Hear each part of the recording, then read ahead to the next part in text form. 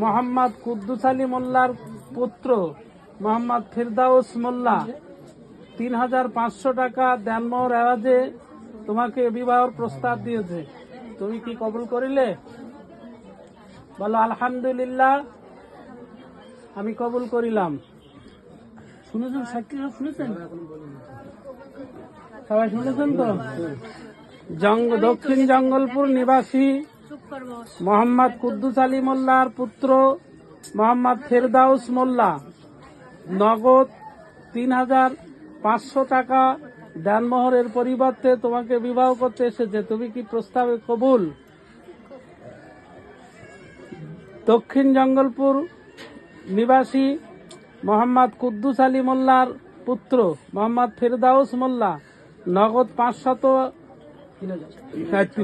৩৫০০ টাকার এওয়াজে তোমাকে বিবাহের প্রস্তাব দিচ্ছে। তুমি কি কবুল?